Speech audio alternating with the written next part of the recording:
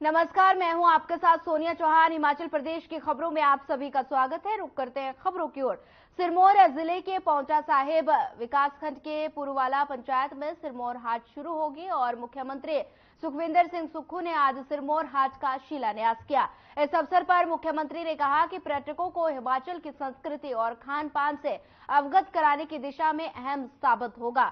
Dubai में हिमाचल प्रदेश के निवेशकों से मुलाकात करने के बाद मुख्यमंत्री सुखविंदर सिंह सुक्खू पांवटा साहिब पहुंचे। यहां उन्होंने पुरवाला पंचायत के तहत बनने वाले सिरमौर हाट का शिलान्यास किया। पुरवाला में बनने वाला सिरमौर हाट जिले में अपनी तरह का दूसरा उपक्रम है, जहां पर्यटक सिमखोरी खान पान के आनंद ले पाएंगे और चंडीगढ़ पांवटा साहिब देहरादून राष्ट्रीय राजमार्ग 7 पर पर्यटकों को आकर्षित करने के लिए सिरमौर व्यंजन परोसे जाएंगे।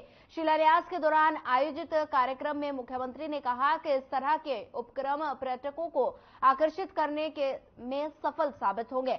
साथ ही उन्होंने कहा कि सिरमौर हाट खोलने का उद्देश्य महिला सशक्तिकरण है।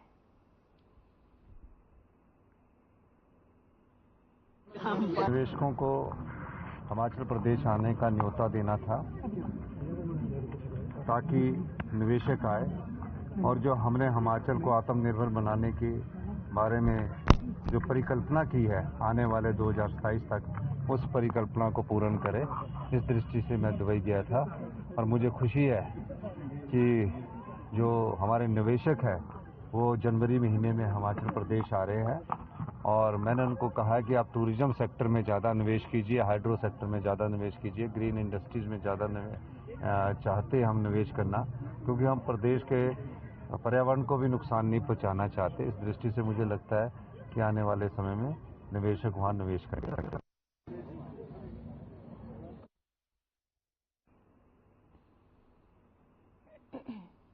विभागीय अधिकारी विकास एवं जन कल्याण से संबंधित कार्यों को सर्वोच्च प्राथमिकता देते हुए न्यूनतम समयावधि में पूरा करना सुनिश्चित करें, ताकि प्रदेश सरकार द्वारा जनहित में चलाई जा रही योजनाओं व कार्यक्रमों द्वारा क्षेत्रवासियों को निर्धारित समय सीमा में लाभान्वित किया जा सके।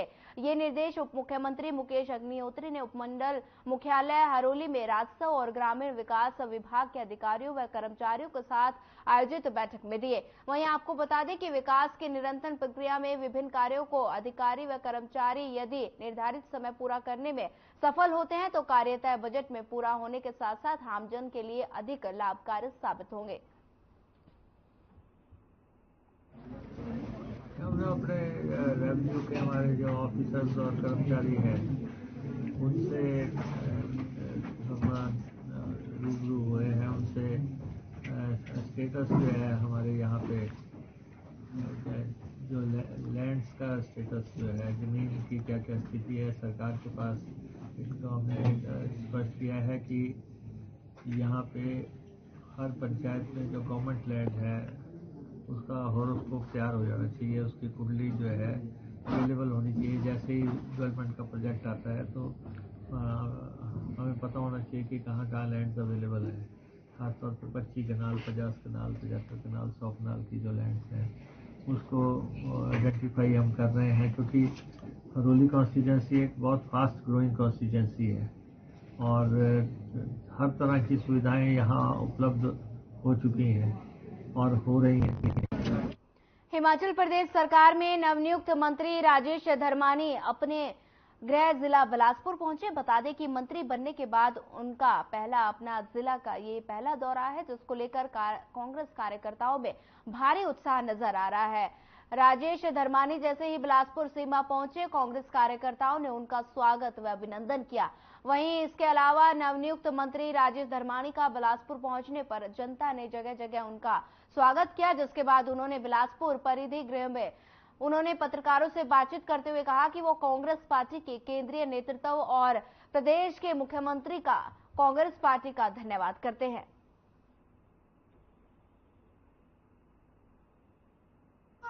75% जो है वो प्रदेश सरकार को देना पड़ रहा है। जब जैसे नेशनल हाईवे का प्रोजेक्ट है, नेशनल हाईवे का प्रोजेक्ट में 100% जो पैसा है वो केंद्र सरकार खर्च करती है। तो रेलवे भी भारत सरकार का विभाग है। इसमें हिमाचल प्रदेश के साथ इससे बड़ा अन्याय कुछ नहीं हो सकता कि हमें ये मजबूर किया जा रहा है कि आप 75% जो प्रोजेक्ट कॉस्ट है वो प्रदेश सरकार वहन करे। जब 2012 में हमारी सरकार थी उसमें 12.5 बीघा जमीन पर्यटन विभाग के नाम पे करी थी, लेकिन अब ये लगा कि ये पर्याप्त नहीं है, इसलिए उसको थोड़ा बढ़ाया गया और 20 बीघा सड़क के एक साइड को, 20 बीघा सड़क से दूसरी साइड को जो है वो पर्यटन विभाग के नाम पे करी है और साथ में एक हेलीपोर्ट जो है वहां पे उसके लिए भी 5 बीघा जमीन दी है। मुख्यमंत्री के प्रधान मीडिया सलाहकार नरेश चौहान ने पत्रकारों से बातचीत करते हुए कहा कि प्रदेश की वर्तमान कांग्रेस सरकार का 1 साल का कार्यकाल बहुत ही सराहनीय रहा। मुख्यमंत्री सुखविंदर सिंह सुक्खू 1 वर्ष में प्रदेश के समग्र विकास के लिए जनहितैषी निर्णय और जन कल्याणकारी योजनाओं के साथ विकास पथ पर चलते हुए आगे बढ़ रहे हैं और वे व्यवस्था परिवर्तन की नई सोच के साथ निर्णय ले रहे हैं जिनके सकारात्मक परिणाम सामने आ रहे हैं। वहीं उन्होंने कहा कि वर्तमान कांग्रेस सरकार का 3 महीने का समय आपदा में निकल गया जिससे प्रदेश में करोड़ों रुपए का नुकसान हुआ। वहीं जानमाल की क्षति भी हुई, लेकिन उसके बावजूद भी सरकार ने हर परिस्थिति का डटकर सामना किया और प्रभावितों लोगों को राहत पहुंचाई। प्रदेश में आई इस भीषण आपदा के समय मुख्यमंत्री सुखविंदर सिंह सुक्खू बाढ़ में फंसे लोगों के लिए संकट मोचक साबित हुए। साथ ही उन्होंने कहा कि केंद्र सरकार से प्रदेश सरकार को विशेष पैकेज न मिलने के बावजूद भी मुख्यमंत्री ने दूरदर्शी सोच को अपनाते हुए 4,500 करोड़ की राहत पैकेज घोषित किया, जिसका पात्र व्यक्तियों के लिए वितरण कार्यक्रम भी शुरू कर दिया है। आप जिसको कह सकते हैं एक बहुत बड़ा समूह उस दिन जो था वहां उमड़ा, हजारों की संख्या में कार्यकर्ता, कांग्रेस पार्टी को चाहने वाले लोग पूरे प्रदेश से, आप सभी उसके गवाह बने कि आज तक का ऐतिहासिक हिमाचल के अंदर ऐसा जनसलाब जो है देखा गया।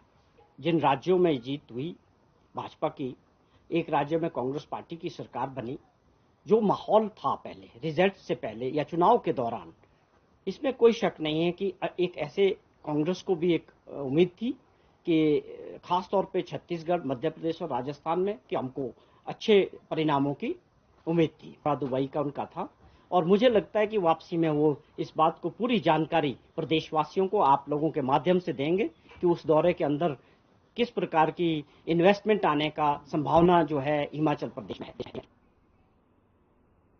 नगर निगम शिमला शहर में लोगों के घरों के पास गिरे पेड़ों को काटने की मंजूरी देगा और इसके लिए संबंधित भू मालिक को आवेदन करना पड़ेगा। नगर निगम ट्री कमेटी की बैठक हुई है जिसमें ये फैसला लिया गया है। वहीं महापौर सुरेंद्र चौहान की अध्यक्षता में आयोजित इस बैठक में शहर में गिरे पेड़ों से पेश आ रही समस्या पर निर्णय लिया गया। जो पेड़ गिरे हैं उन्हें हटाने को लेकर भी चर्चा की गई। इसके लिए ट्री कमेटी 20 दिसंबर को शहर का दौरा करेगी। नगर निगम महापौर सुरेंद्र चौहान ने इस बैठक की जानकारी देते हुए कहा कि ट्री कमेटी बैठक में फैसला लिया गया है कि नगर निगम शिमला शहर में लोगों के घरों के पास गिरे पेड़ों को काटने की मंजूरी देगा। वहीं आपको बता दें, यदि गिरे हुए पेड़ की लकड़ी का भूमि मालिक इस्तेमाल करना चाहते हैं तो उसे सरकार से इसकी मंजूरी लेनी होगी, लेकिन गिरे पेड़ों को काटने व इसके स्लीपर बनाने की मंजूरी दे दी जाएगी। निगम के बैठक में ही 249 लकड़ी के पुराने स्लीपर नगर निगम वन विभाग के साथ मिलकर नीलाम करेगा। साथ ही फागली में जो निगम के स्टोर में स्लीपर हैं उसकी भी नीलामी की जानी है। बैठक में शहर में सूखे पेड़ों के काटने की मंजूरी निगम को ही देने की मांग की है।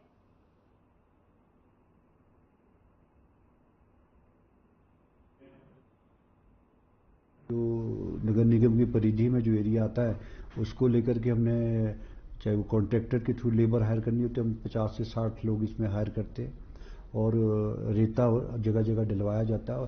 15 तारीख की और आज या 1-2 दिन के बाद हम इस कार्य में शुरू हो जाएंगे। जहाँ जहाँ अलग अलग कई जगह हमने डालना भी शुरू कर दिया।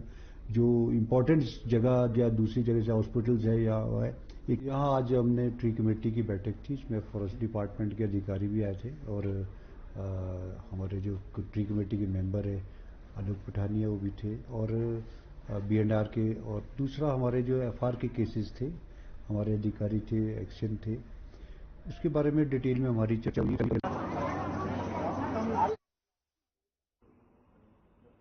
राजधानी शिमला में स्केटिंग के शौकीनों के लिए अच्छी खबर है। आइस स्केटिंग रिंग लक्कड़ बाजार में सोमवार से सुबह स्केटिंग शुरू की जाएगी।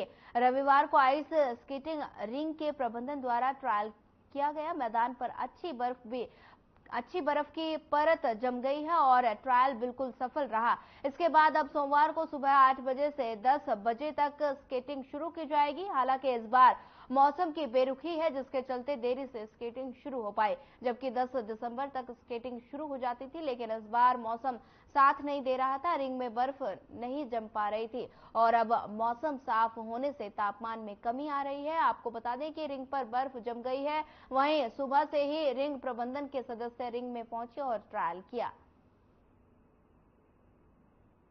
कंडीशन ठीक थी तो हमने आज सुबह ट्रायल कंडक्ट किया है और वो सक्सेसफुल रहा है और कल से हम रेगुलर सेशंस शुरू कर देंगे। तो अभी सिर्फ सुबह की स्केटिंग शुरू हुई है जो सुबह 8 से 10 बजे तक रहेगी और स्केट्स डिस्ट्रीब्यूशन भी उसी रेंज पे रहेगा। तो जो मेंबर्स हैं हमारे तब आ सकते हैं और स्केट्स भी ले सकते हैं और स्केटिंग का आनंद ले सकते हैं। हिमाचल प्रदेश विश्वविद्यालय की 46वीं वार्षिक इंटर कॉलेज एथलीट मीट का समापन हो गया है। धर्मशाला कॉलेज द्वारा सिंथेटिक एथलेटिक ट्रैक में आयोजित प्रतियोगिता के समापन समारोह में एचपीयू के निदेशक फिजिकल एजुकेशन और यूथ प्रोग्राम अधिकारी डॉक्टर हरि सिंह ने बतौर मुख्य अतिथि शिरकत की। इन 3 दिवसीय खेल प्रतियोगिता में हिमाचल प्रदेश विश्वविद्यालय के 34 महाविद्यालयों के करीब 350 विद्यार्थियों ने विभिन्न खेल स्पर्धाओं में अपना दमखम दिखाया। वहीं आपको बता दें डॉक्टर हरि सिंह ने कहा कि ये प्रतियोगिता करीब 4 वर्षों बाद हो रही है और इस प्रतियोगिता के माध्यम से खिलाड़ियों का आगामी प्रतियोगिता के लिए चयन किया जाएगा।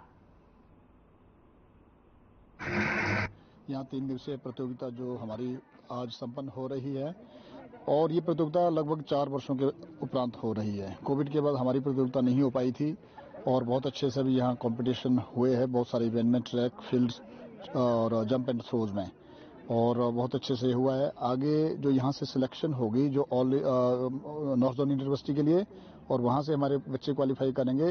लड़कियाँ डायरेक्ट हमारी ऑल इंडिया खेलेगी और लड़के नॉर्थ, ईस्ट और वेस्ट जोन के प्रतियोगिता में पार्टिसिपेट करेंगे। उसकी सिलेक्शन होगी।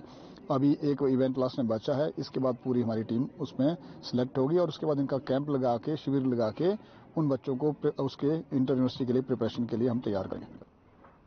फिलहाल इस बुलेटिन में इतना ही। ज्यादा खबरों के लिए बने रहिए हमारे साथ। नमस्कार।